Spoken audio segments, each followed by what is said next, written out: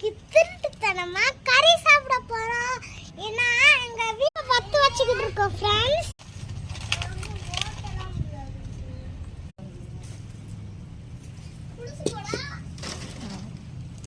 தேவையான அளவு எண்ணெய் ஊற்றிக்கலாம். காஞ்சிருச்சு, சோம்பு போடலாம். பார்த்துக்கலாம்.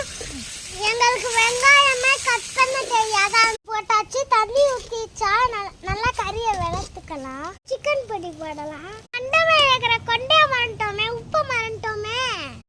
உப்பு போட்டுக்கலாம். நல்லா லைட்டா கிண்டி கிண்டி ஊற்றிக்கலாம்.